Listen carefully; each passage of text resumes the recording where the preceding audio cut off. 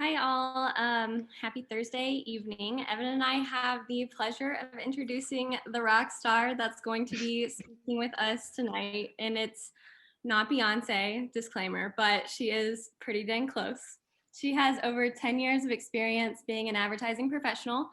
5 months of that experience, she's been working remotely in Austin, Texas, or remotely in Austin, Texas at Preacher as an ACD. She has plenty of experience being a woman in the industry, and maybe most importantly, one-ish month left until she becomes a full-blown mom. Aisha Hakim is a self-taught art director and designer who has been named to Business Insider's 30 Most Creative Women in Advertising and is part of the One Club and 3% Movement's Next Creative Leaders. And previously, Aisha was at Venables Bell Partners in San Francisco, where she worked on iconic brands such as Audi, Reebok, and 3M, creating compelling narrative-driven films. Aisha also founded Fellow, the industry's first professional community for women, and is in the process of writing the Hack's Guide to Building Your Portfolio, the definitive guide on how to build an advertising portfolio that lands jobs, which is also what she'll be talking to us today about. So without further ado, let's give her a warm welcome. Do whatever you got to do. Come off mute, throw something in the chat, put up the little applause hands. Let's welcome Aisha. Oh, I didn't know you could put up applause hands. Thank you for that lovely introduction. I feel like I'm undeserving of it, but grateful nonetheless. Let's do some awkward share screen situation. Let's see here. Standard, can everyone see my screen? Is it the whole screen or is it just the PDF? Just the PDF. Okay, lovely. We'll do a little enter full screen here. Hi guys, thanks so much for having me. I feel really honored to be here and sort of don't know why I'm here because the kind of genesis for the Hacks Guide is all built around the fact that I didn't attend portfolio school. So these are all things that I learned on my own or with kind of the guidance and help of others. And so I'm sure you guys are far more knowledgeable than you give yourselves credit for, but hopefully I can shed some light on, how to hit the ground running at your first job and also leading up to applying for that first job, just some things to keep in mind, some tips, some tricks, because the reason I wanted to write the Hacks Guide is when quarantine or COVID hit, one of the things I did with a writer friend of mine, Ryan Durr, who's a creative director, is we were doing portfolio reviews for students and new grads because everyone was home and we wanted to use that time to our advantage.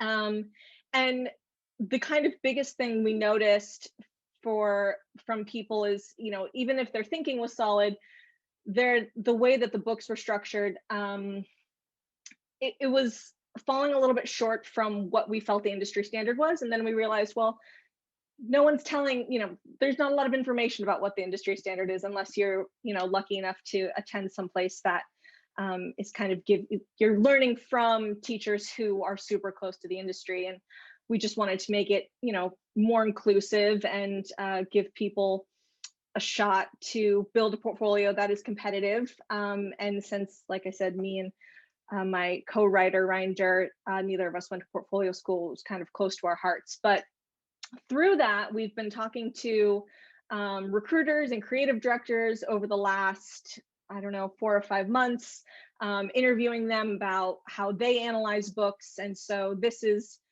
sort of a mishmash of tips that I've been given, but also things that I've heard from them. So I call out a few names, but I don't want to give away my sources. So I'm going to keep it a little mysterious, but just trust me, they're legit. Let's see if I can click to the next slide. Okay, so you guys are leaving the nest soon-ish, probably a mix of grades here, but it's super exciting. You're getting ready to jump into the industry. I'm sure you guys are feeling some type of way about it. So I remember when I was a junior and I got this piece of advice that has really, really stuck with me over the years. And this person is actually a VCU alum. And right before this, I kind of followed up with them to make sure I got their words just right. So I was doing it justice. But this thing that was said to me was, when we spend 99% of our time coming up with ideas and 1% of our time making them, you better like coming up with ideas. And if you like producing them, become a producer. And, I know that probably comes off initially as somewhat scary because obviously, production is the most fun part of the job. It's the carrot at the end. It's the fun, cool thing you get to do. But the reality is, and it's not everywhere, but you aren't going to be doing production for the majority of the job. The majority of the job, day to day, is coming up with ideas every day, forever and ever. And I think what this quote was meant to do, at least for me as a junior, and something I still keep in mind, is to kind of come to terms with the process. Things take a while. It takes a while to get things produced. It takes a while to get to the ideas that get produced. And I think sometimes there's a bit of frustration when people are new into the industry and they're excited and they're ready to go. And, you're a few rounds into changes and client changes and internal changes, and it can get frustrating. And it is frustrating, but it's all part of the process. And so, if you just come to terms with the fact that your job is going to be to come up with ideas, to make changes to your ideas, to make purposeful, smart adjustments to client feedback, you will be fine and you will do great. And you will produce things. It just takes a little while to get there.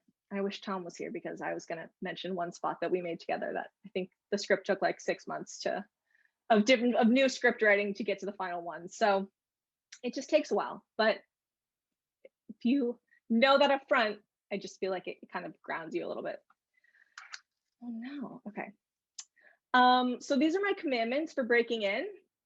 I have a few post-graduation kind of job searching, and a few kind of once you hit the ground, you're in the door. And the first one is to learn to craft your point of view. And something I saw in a lot of books when I was looking at them was the ads were nice, the ads were great, the comps were good, but you should be thinking of advertising through your own lens. What are you bringing to the table? What is your style?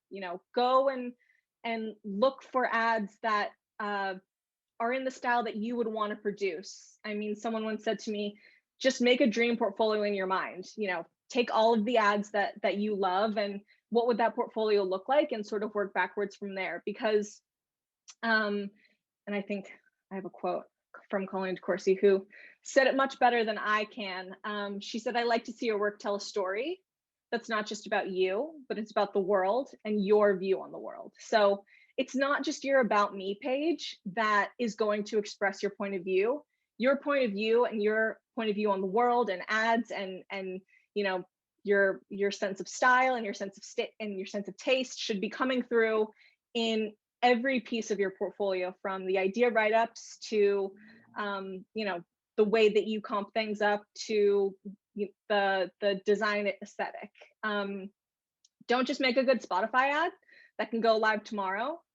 Make it through the eyes of your perspective. And if you just had the world at your feet, what would it look like? And so actually when my plus sign is, this is bad art direction down here. When she told that to me, I actually went back and re-examined my book, and I wanted to make sure that my point of view was coming through really strongly. So love her goals. Oh man, okay. So the second thing is to be informed, not formulaic. This was another little tidbit I got from a recruiter at a very prominent West Coast agency that again made me reflect on my own, the way I do things on my own. And he said, I can tell when people spend 2 years on their portfolio, but they spend 2 seconds on an email to a recruiter. And what he's really saying with this is, don't just BCC 20 recruiters with a generic message. These recruiters are savvy. They've been doing this a long time. the best thing you can do to set yourself up for success and set yourself apart from the massive new grad emails that these recruiters are getting, is to do research on the agency. Another point that this person made was, a junior or a student should be spending an hour on the website of an agency before they send an email to the recruiter. And I know that seems, like an insanely long time, but I think his point was just, why do you like the work? Why do you want to work there? How does your POV and the type of work you want to make reflected in the work they make? What's going to be your contribution? What can you add that they maybe don't have yet? They're looking to get someone who is unique to them, who is going to bring a fresh perspective. So it's super important to not only know what your perspective is, but also when you're approaching your job search. And I know that this is going to be controversial. Don't just apply to Wyden. There's other agencies, and also you might not thrive at Wyden. People don't. It's a thing. I think that we sort of lose ourselves a bit and sort of like, what are the top 5 agencies, and those are the only places that I should go to work. I think that, I started out at some place that was not particularly glamorous, and I was able to make a Super Bowl spot there. So, don't count out places where you could potentially get really great experience, but don't have the glossiest name on the door. So it's really just about doing the research about, where can I go that gives me the best opportunity to thrive, not necessarily where can I go that people are going to be jealous of. It's just something that we all need to work on in the industry, even as we, kind of go on our way. So another thing you should do is dial in your story. This isn't necessarily your POV, that's kind of your taste, your aesthetic, the type of work you want to do. Your story is all about you. Everyone loves a good story, so tell us a good story about who you are.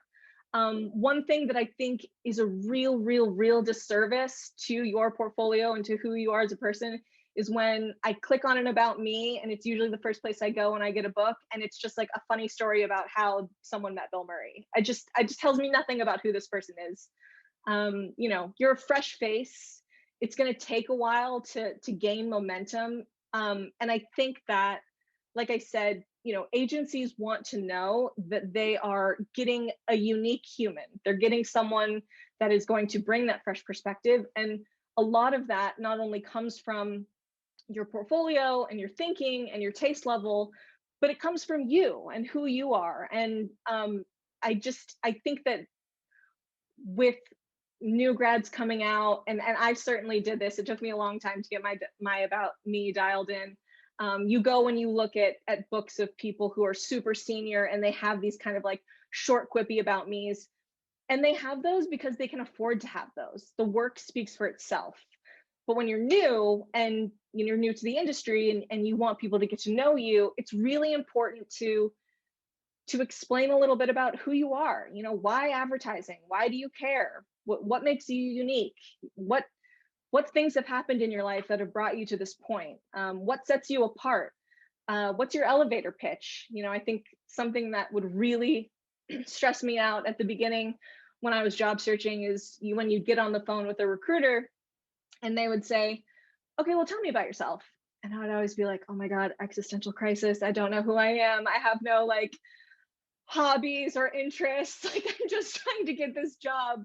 And now I understand how to pitch myself, but it's super important to be able to, dial in exactly who you are and what you can offer in like 2 to 3 minutes. You don't want to talk their ear off, especially at the beginning, but what are some things that you can say or some angles that you can take on who you are that can help them get a better understanding of what they're getting in you as a prospect. And so like the thing that I use, which I feel like 30 Rock is like way of like a different generation now, but it always reminds me of like Jenna Maroney, where she talks about how to backdoor brag, where it's like you say something about yourself, but you're actually like bragging about a trait. And so one that I like to use is that well, pre-advertising, when I was working at a publishing company. And I, hadn't graduated from college. I wasn't a really great designer yet, but I needed a job, and I knew that, I wasn't shiny on paper. And so I walked into a local publishing company. I mean, local, so maybe that's why this worked. And I asked for the creative director, and I said, I'll work for a month until I prove myself. And he literally sat me down at a computer and said, design.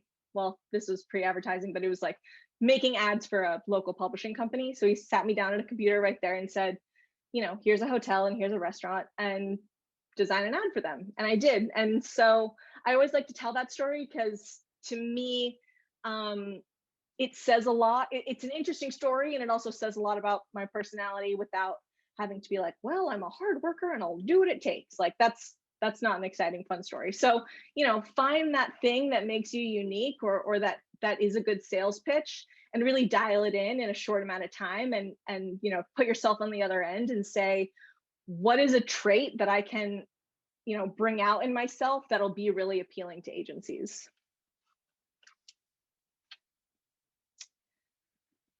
Job hunt. Yes. It's a hunt. You can't just send passive emails, not get a response, and think it's over. One thing I heard a lot from recruiters is that it's demoralizing. Okay. Looking for jobs suck. It sucks, and you're going to deal with a lot of rejection, and you're going to deal with a lot of unanswered emails, and just know that it's all part of the process.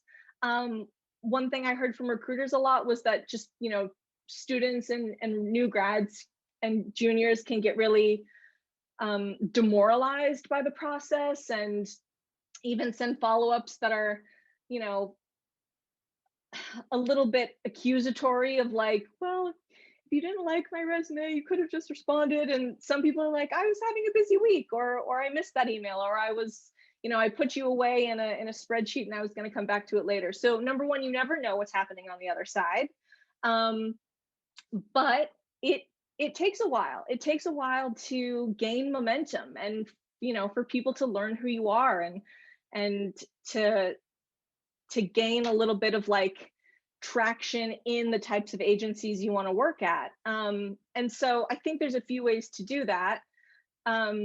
Once you have your POV, you're dialing in, you're being educated about where you want to work, you're dialing in your story. So you have all those things. So when you get to your job hunt, you're sending interesting emails. You're not feeling like it's hopeless because you're not getting responses right away. But some ways you can start to gain traction is to network with people, to reach out to creative directors, to reach out to ACDs of the types of agencies you want to work at. Ask if you can have 15 minutes of their time over Zoom, or if you can email them a set of questions to learn a little bit more about the industry, or send them your book. I think it's difficult to feel like you're making progress when you're doing these types of things, because when I was looking to leave my first agency, I got rejected from every shop in LA for a year before I got hired at Venables. And Venables actually ended up, well, that's where I met Tom Scharf, bless. But under him became one of the most influential moves in my career. I don't think if I went to Venables, I would have half of the career I do today. So I kind of look back on that time where I was really, really down on myself, and I see it as sort of a blessing. So just know that, like, you have to be persistent, and you have to keep trying, and you have to keep putting yourself out there and following up and being positive, because you're making more progress than you think. It just might not all happen at once. Which brings me to my next point. While you're in this limbo, that your book can always be better. So one thing I heard from a recruiter, which again, all of these conversations make me reflect on myself as well. But if you're stuck in a job search, you always have to go back and reassess your book. If you're not getting responses from people, you have to go back and reassess your book. And one thing that I do have to admit makes me sort of frustrated is when I get someone who reaches out to me, they're having a hard time in the job search, they want me to um, assess their book, and so I do like a portfolio review for them, and I do go back and check, and I go back in a few months and I look at their book to see what changes they've made, and no changes have been made, and they still haven't gotten a job. And I think there's this, look, I know it sucks working on your book, like it sucks for anyone, and it gets easier, but it's a difficult thing to do. um but I don't want you guys to feel like once you've graduated and you're like, well, I just spent 2 years on it, like this, I'm finished, this is the thing that I want to go into the world with. um if you're not getting bites, there's something that can be improved, and you sort of just have to keep working on it, keep adjusting it, keep making things better, rewrite your about me. I'm not necessarily saying like go back and reassess all of your campaigns. I'm saying that there's something missing currently if you're not getting bites, that you need to kind of do a little bit of A/B testing to see what the disconnect is. And so I think this is something that you should also just keep with you generally as you rise up through the ranks. I always am so surprised when I see ACDs or honestly creative directors who haven't updated their book in years, and I always get like secondhand stressed for them, because I'm like, oh my god, when you do want to move jobs, like you're gonna have to do so much work. And so it's always good to just keep be improving your book slowly, like even if you're just, again, trying out new about me's or switching up your picture or whatever it is. But I really, really want to stress that like you can't just walk out of VCU and say my book is done, because it might not be, and you just have to be willing to go back and do the work and keep improving it. And I will check if you want me to review your book, so just know that. And I will be disappointed if you don't. Okay, so we've crafted our POV, we've dialed in our story, we've looked at the agencies we want to work at, we've gone back and reassessed our book if we're not getting jobs. You've landed your job, you're in the door. Now what happens? So one thing that I think is difficult to do is to understand that your voice is your power when you're in the door. And what I mean by your voice is taking that POV that you worked so hard to craft and using it and utilizing it. Don't think that because you're junior, you are going to sit in meetings and not be expected to participate. Always feel like, number one, you're there to participate. Like that's literally why they hired you. You should never go into some place and feel like you don't have a voice or your voice doesn't matter, because that is truly why you're there. That's, they hired you for your voice. They hired you to have an opinion. And I think that part of that struggle is it's scary. It's scary to speak up in meetings. It's scary to speak up when you're fresh to the industry, when you don't have a sense of necessarily what your like, how can I articulate it? Like I never know in a meeting if I'm going to say something, like not everything's going to hit. Like some people are going to look at you like you're stupid. That just happens. It happens to everyone, and it's fine. And I think you sort of have to get really comfortable in that feeling of like, I'm gonna throw a comment out there and like it might not hit. Like people might just look at you and be like, no, next thing. But people might look at you and be like, great idea. And then that'll help you sort of build the confidence to express your POV, and also just make sure that when you're in the door, you're not getting overlooked, because no one is going to, it's a fast moving industry and setting, and no one is going to look at you and say, what's your opinion? I mean, they might, I don't know, but probably not. And so you sort of just have to get used to speaking up and taking up space, and understanding that you're literally hired to have an opinion, and so have one. Oh, I hate that that's making that sound. Which sort of brings me to my next point. you cannot wait for someone to tell you go. Uh, and I think I really want to call this out because, you know, you're going to get dropped into places that some might have structure, some might not have much structure. You know, you might be sitting in a chair. Well, I guess hopefully we'll be sitting in a chair in an office at some point. You know, people might not come up to you and tell you what to do for a week potentially. And so I think it's really important that once you're in the door and once you're starting to build your confidence, to find things to do, even if you're not assigned to them. Like, go introduce yourself to creative directors, ask what they're working on, ask what briefs they're working on, ask what briefs are floating around, introduce yourself to people. I mean, the whole reason I was able to produce a Super Bowl spot as a junior was because I had never worked on TV before. I didn't have a partner, and I was, you know, I wasn't briefed. They didn't care about my opinion at all. But I was like, actually, this is perfect because, you know, no one's expecting anything of me. I'm just gonna throw some ideas out there and get a sense of like what the process is like. That was really my only goal. It was to understand what the creative process was like with the creative director, because I was so new that I was basically just building decks. I wasn't, you know, I wasn't doing like working on any real projects. And I really wanted to show that I could do more than just build a deck or put a deck together. And so I remember I just like wrote up a script and sent it to my creative director. And he was like, okay, this doesn't suck. I'll put you with a partner.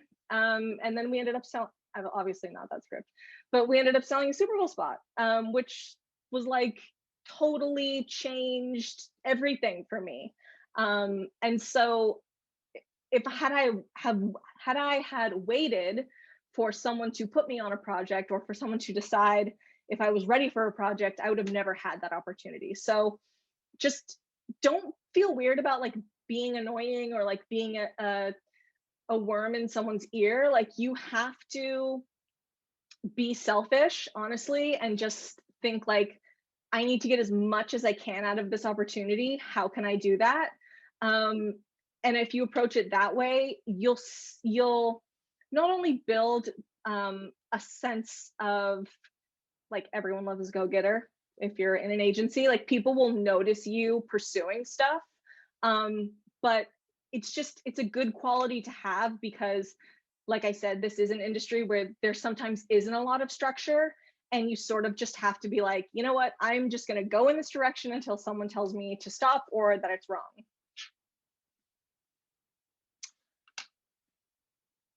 Not to get all widen on you, but like, failing is good and you're going to do it a lot. Your job as a junior is to be resistant to failure. And this sort of goes back to that piece of advice I got from as a junior, when, you know, that guy said, you better be comfortable thinking of ideas. If you want to produce ideas, go be a producer, because you're going to get a lot of ideas killed. Oh my God, you're going to get so many ideas killed, like so many before it makes it to the client, before it, I mean, gets through the whole like approval process with the client, before it gets produced. Like, there's a lot, and you sort of have to just be comfortable knowing like, ideas are going to get killed. A lot of ideas are going to get killed. Ideas you love are going to get killed, and that's okay. Like, it's all part of the learning process. And also, you know, you're going to be new to the industry, and it's going to feel like you're flailing, or it's going to feel like, you know, potentially you're not quite working at the level you want to be working at, or you're not quite nailing a brief. Your creative directors aren't going to be expecting you to be nailing a brief 10 out of 10 times.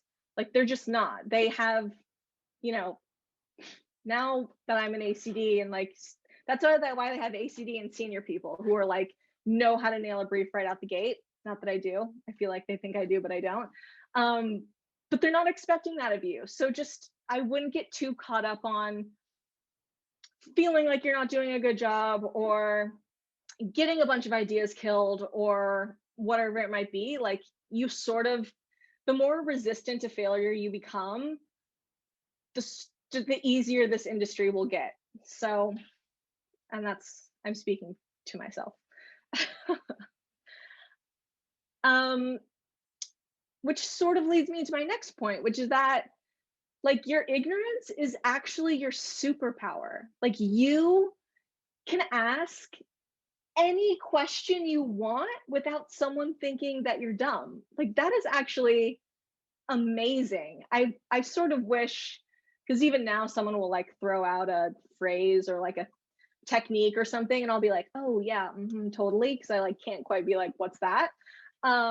You guys don't have that problem. You can ask any question about any topic, no matter how bland or no matter how obvious you feel like it is, and get a really interesting answer. And I just feel like that isn't utilized enough.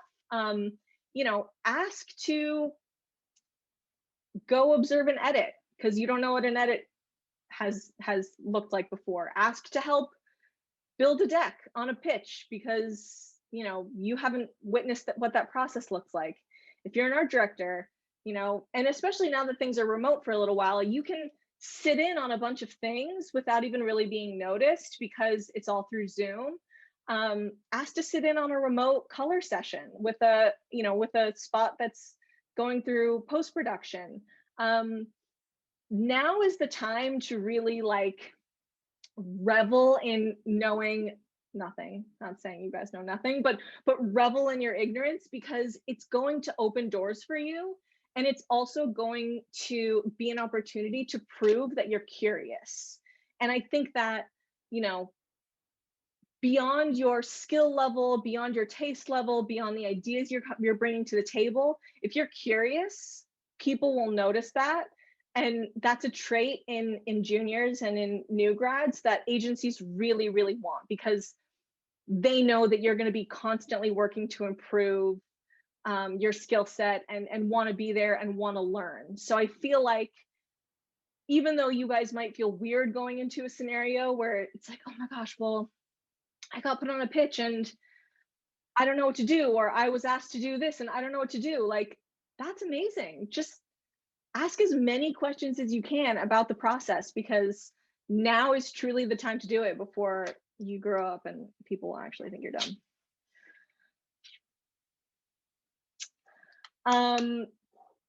So overstepping your bounds, this is also kind of like the ignorance and the overstepping your bounds, I feel like really lean on each other. Because you can make mistakes or you can do something that is beyond what you were asked to do. And the worst that's going to happen is someone's going to be like, oh, you kind of went too far. And you're like, oh, sorry, I didn't know. Well, and like, that is also an amazing superpower. And I really, really hope you guys lean into that because one thing I did early on when I was making those decks pre-Super Bowl is I would, get everyone's collective InDesign files and it would all be sort of a mishmash of like styles and layouts and fonts and colors. And no one asked me to do this, but I went through and like reformatted everything and updated the template. And obviously I didn't like change anyone's ideas or change anyone's photos that they had chosen, but if there were intro slides to the deck that were sort of lackluster, like I changed them for the better. And I think that no one asked me to do that. And was there a risk that someone could say, hey, don't fuck with the template? Yeah, probably. But most of the time they didn't. And they were sort of, it was a way to kind of, again, little ways to show that you want to be there and that you're a learner and that you're willing to kind of put in the work. And I think that the only way to really do that is to overstep the boundaries you've been given, because when you're new, they're not going to like put the world at your feet. So I was chatting with the Denver ad school kids a few months ago, and someone said, well, I was actually told not to volunteer to build decks because then you'll just become like the deck person. And I was sort of like, oh, that's not necessarily the right way to approach it, because that is just another opportunity for you to show a skill set that, you know, you may not have another you may not have another opportunity to kind of show off whatever that skill, whatever that opportunity offers, right? So it's like, yes, building a deck feels really mundane and lame and like the bottom of the totem pole. But if you use those experiences and those opportunities as a way to be like, okay, well, this is sort of a shitty situation, but how can I take this and selfishly sell myself?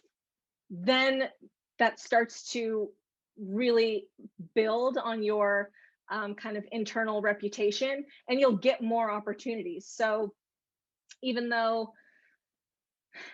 building decks in the beginning wasn't that glamorous, now like, you know, there's like, I had that art of deck making thing. And whenever there was a big presentation at Venables, like we were presenting to like the head of Adidas or something, and I wasn't on the project, the ECD would always ask me to come in and like oversee what was being done, because he knew that I took those things seriously and wasn't like too good for them. So overstep your bounds, and if someone tells you that you've done it, just be like, oh my God, I didn't know.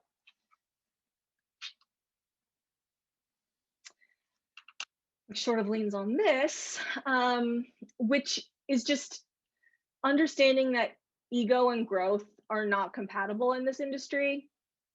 I know that seems sort of counterintuitive when you look at who's at the top, but I really think that one thing, I think that we look at some leaders sometimes and we see the way ego rises, and we feel like that could be the way in, and I just couldn't feel like that's further from the truth. And you know, I make a point, even as an ACD, to never be too good for anything. Sometimes it's all hands on deck, and you know, I have to build a banner or make a deck or whatever it might be. But you know, at Preacher, I have a CD writer who will jump in and write radio scripts sometimes, and that's just, Tom would help me with comps when I was stressed out and, you know, overworked and felt like I just couldn't do it anymore. Like he worked harder than all of us. Like he would be at his desk at midnight making comps along with us. And it was really people like that and creative directors like that who I see and feel like that is truly the way to operate. Which, like in the previous slide, when the person was like, oh, I don't want to become the deck maker. It's like, I feel like if you have this sense of like, well, I'm better than stuff, it's really going to affect not only your ability to learn and your ability to grow, but it'll affect the opportunities you get. And you know, people want to work with people who are willing to just jump in with both feet and do what needs to get done. Because like I said, this is an industry that sometimes it can feel like you're just flying by the seat of your pants. And if there's one person who's like not willing to jump in and you know, do something that's a little bit beneath them, that's not someone you want to have on your team. And so I really feel like you should never be too good to do anything. And I have seen it a little bit in, you know, younger people who come in and they have this sense that, well, if I do this, I'll be known as a person who does this, or if I do this, I'll get pigeonholed into doing this. And you know, the thing that stands out to me about those people is the fact that they didn't do it, not that the fact that they, you know, I could rely on them to do whatever the shitty task was, that I could, you know, no longer pigeonhole them. Like that's not how I think of those people. I think of them as people that I couldn't rely on. And so I just want to stress that too, that you shouldn't go into situations or any agency or any opportunity feeling like, you know, evergreen for your whole career, feeling like, oh, well, I'll never do that again because, you know, I'm past that, or I'm too good for that, or that's below me, because, you know, it's not a good team member thing to do. And then my last point, which is the thing that I want you guys to take away the most from this, because it is what has tortured me the most, is that to remember your journey is singular. One thing that drove me absolutely crazy when I was a junior was, I was competing with people coming out of ad schools. I was behind. I did compare myself to them, compare my books to them, and it tortured me. It tortured me to see people get opportunities that I wasn't getting, or to get hired places that I wasn't getting hired, or to know someone who got that job at Wyden or got that job at Droga right out the gate, and feel like you're behind. This isn't a flex, but every person I was jealous of when I was a junior, I've surpassed, and I would never want to trade places with them. But at the time, I was tortured, like truly, truly emotionally tortured, thinking that I was never going to catch up. And I just cannot stress enough how this career is a marathon.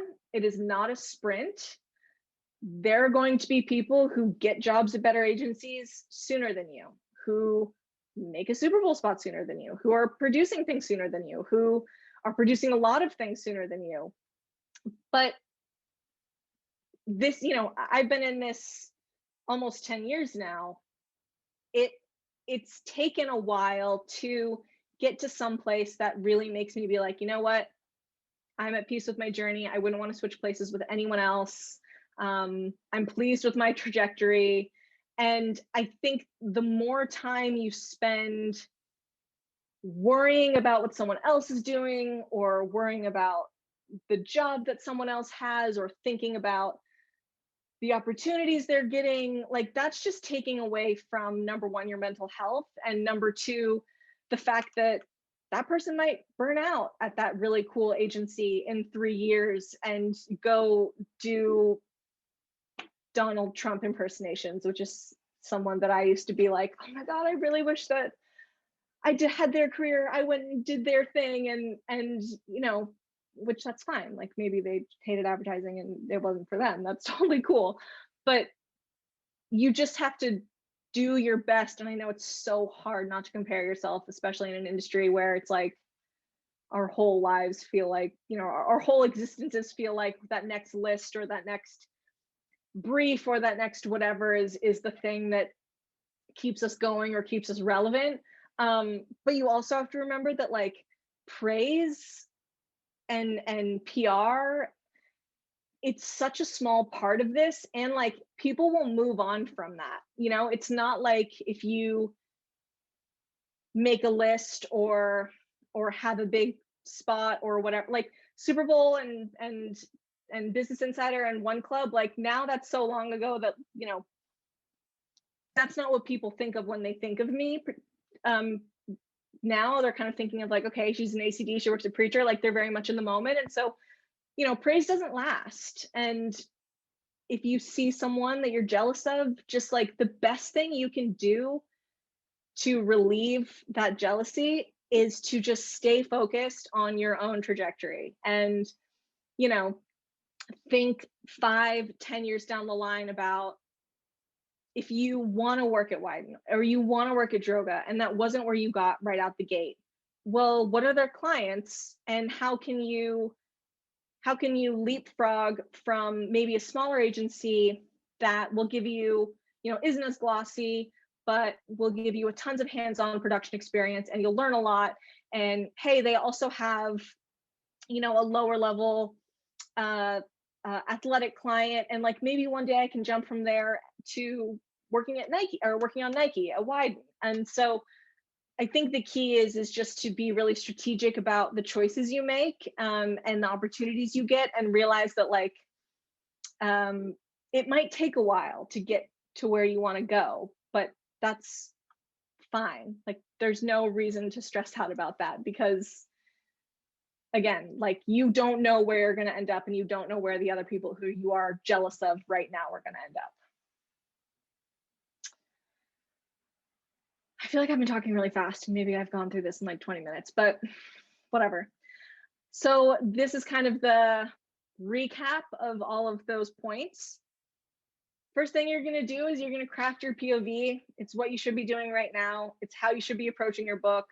Your POV matters in more places than just your about me. Your POV comes through in the tone of how you write your idea descriptions at the beginning of a project. It's coming through in the types of clients you pick. It's coming through in the types of photography you use, and through your taste level, and if you're a copywriter, through your tone and through your humor. So don't just think that you wrote your about me and that's where you're shining through. Your whole book is your about me. That's another Colleen DeCourcy line that I just stole.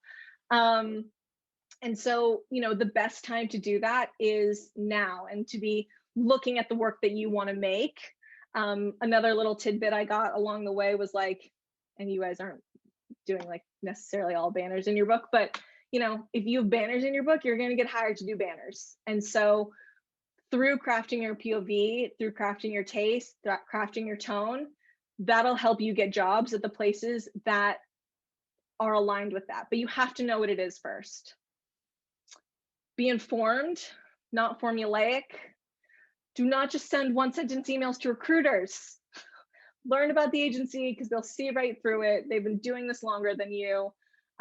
Be creative. I don't think you should feel like you need to write in a super businessy voice. That was something I learned early on is, and it's just, you just can't know this. Like, I feel like when you're breaking in, you feel like you want to be like, hello, Mr. Recruiter. Like, my name is Aisha. Please, like, here's my book. But that's like boring. Like, they are getting 1,000 emails a day. So, use your conceptual thinking and figure out a way to stand out. A few things I've heard from recruiters as we've been doing research is like, one guy sent a section of a joke as a subject head like every day for a week until like the joke was resolved.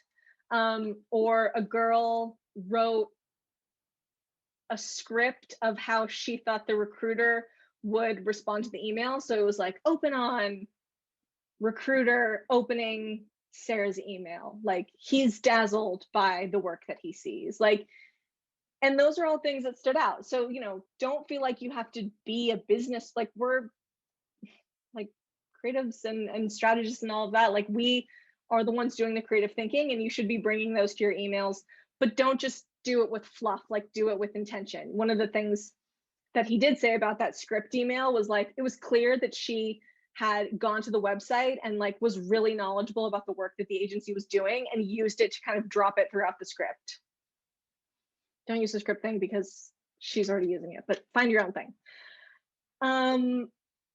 Dial in your story, get that elevator pitch down, figure out what makes you special, what makes you unique, what you're going to bring to the agency that they don't already have. That's so, so, so important to feel like they're getting an individual who's going to, bring in this fresh perspective.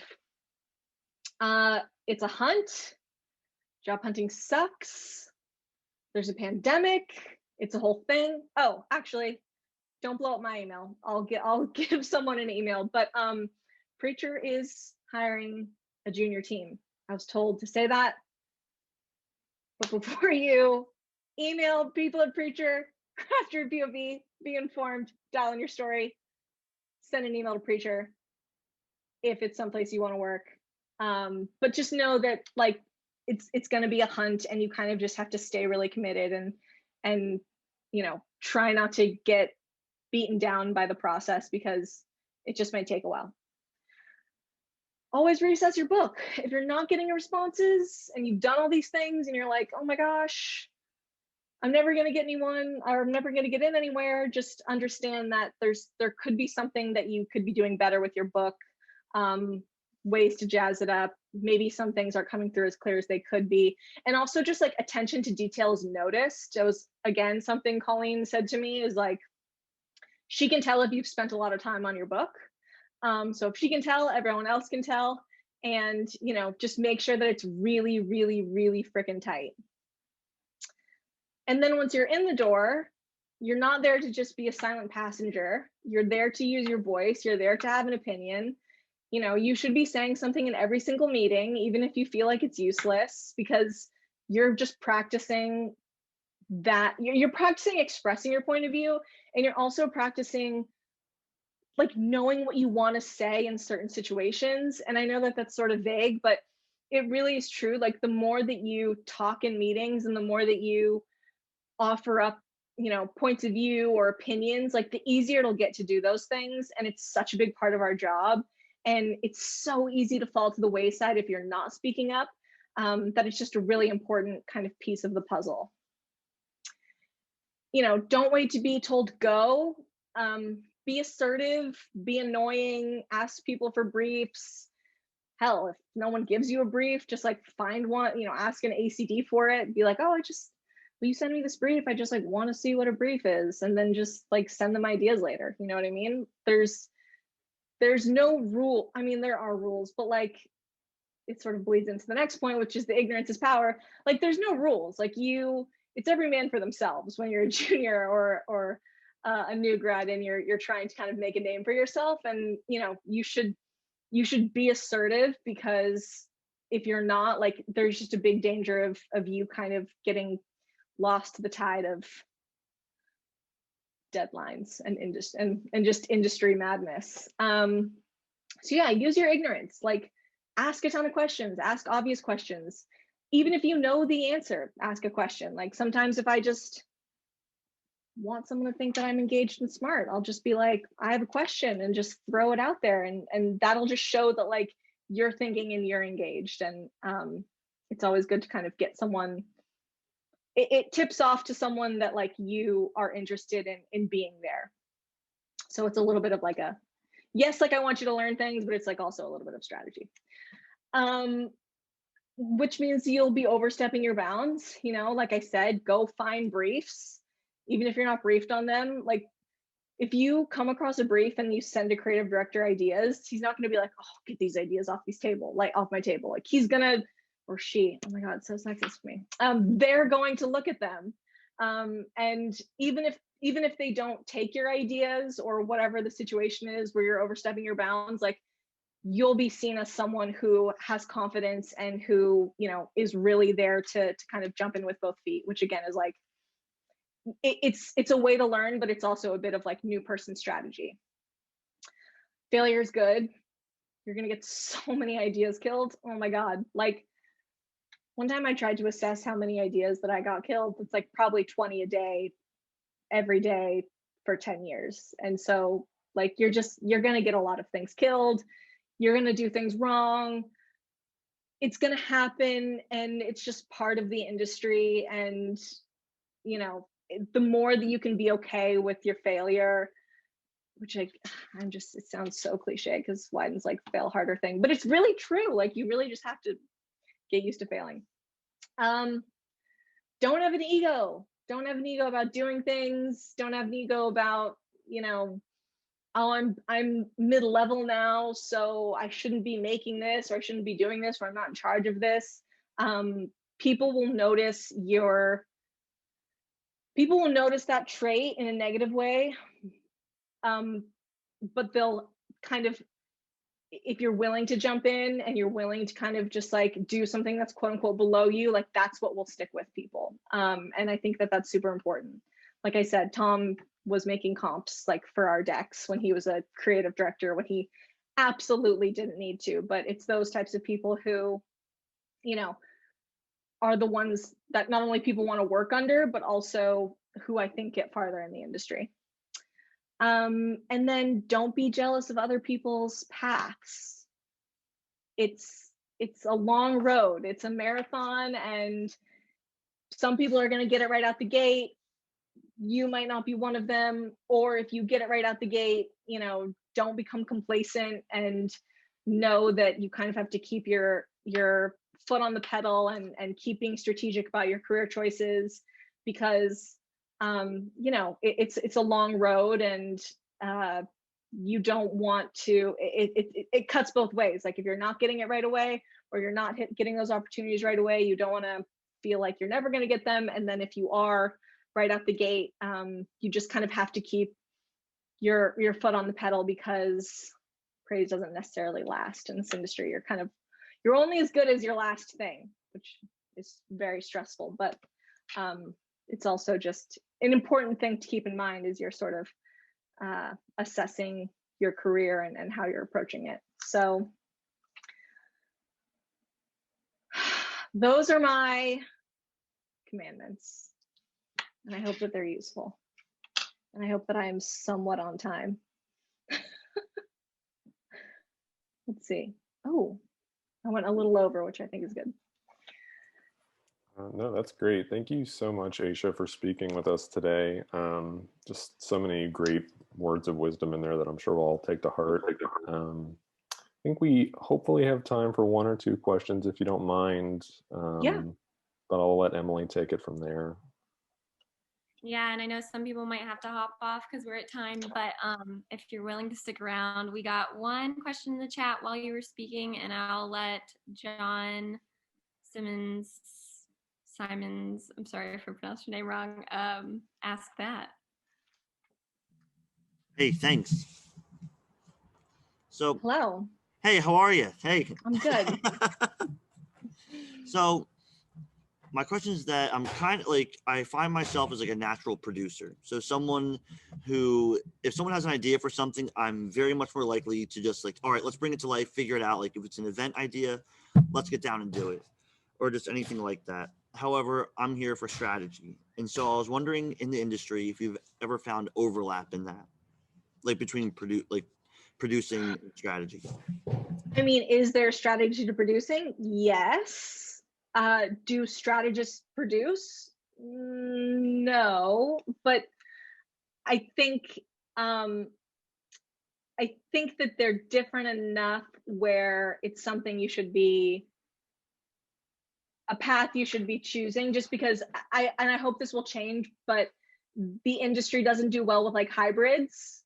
They just don't know where to, they get stressed and they don't know where to put people, you know, like if I have someone come to me and they're like, oh, well, I'm sort of an art director, but like, I'm also sort of a copywriter. I'm like, for now, you got to just pick one, because it might dilute your chances of getting in someplace. If you're like, well, I'm a strategist, but I would love to produce, because they're not going to like bring someone in as a strategist who they're going to have to replace because they've gone and switched to a production team, 1 or 2 years down the road. So I would say do some soul searching about which one is more appealing to you, but also for the time being, at least when you're breaking in, pick a path, because you can, there is the freedom to be like, you know what, I'm in this, but I sort of want to jump to this eventually. I think strategically you want to go into some place with them feeling like that, they're filling a strategy role or they're filling a production role, and not that they're going to have to fill 2 roles because they're gonna fill the strategy now, but then you're gonna leave to be a producer. So I would think about which one you kind of want to jump into. There is strategy in being a good producer. Is it exactly the way you think about strategy in terms of